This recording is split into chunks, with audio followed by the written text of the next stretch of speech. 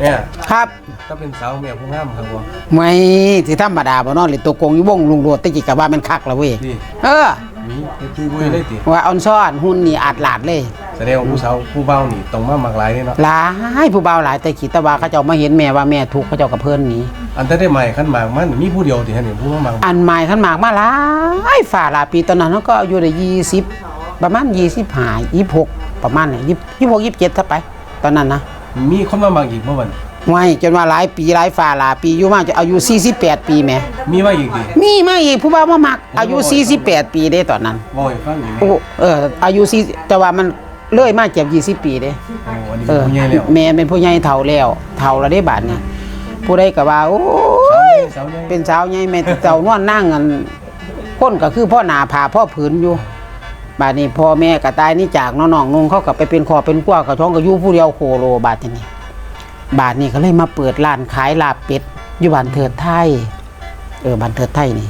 บ้านเถิดไทยนี่บ้านนี้ มาแม่นมาเฮียนล่ำก่อนนํคุณแม่จินตนาปากไฟมารถผู้บ่าวมามักนี่ อำเภอทุ่งเขาหลวงนี่ แม่นอำเภอทุ่งเขาหลวงนี่บ้านนี้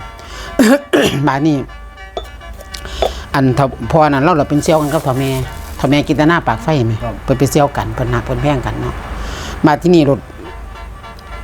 ก็ว่ามักเนาะพ่อใหญ่นี่เราก็รูปรอดิแม่ก็มักเพิ่นอยู่ดิแต่ว่าก็ว่าโอ้ตัวกระเฒ่าแล้วอีแม่เลยว่านางเอ้ยว่าสั่นว่า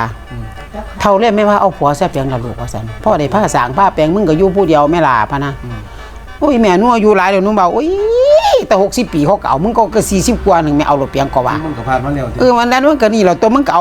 เอาไม้สัตว์มันจักเถียนในเพียงผัวมันเป็นจังไดพะนะมึงเอาไม้สัตว์นี่นะหน่อยว่าซั่นแม่จิตนาบอกว่าซั่นเนาะก็เลยเสียความแม่อาจารย์ละเสี่ยวกูดินี่บักอันนี้ว่าซั่นเสี่ยวหักเสี่ยวแพงกูเด้ว่าซั่นว่าก็เลยว่าอังซั่นก็แล้วแต่แม่ เฮ้ยผู้เบาน่ะ อัน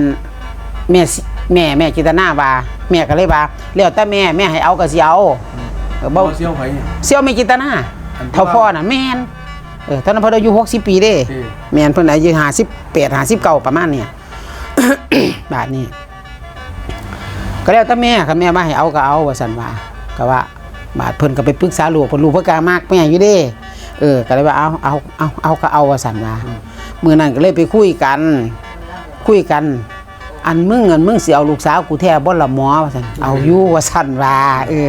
เราก็คน เราเป็นพ่อห่างบ่เนี่ย พ่อไม้เมียเราตายนี่จาก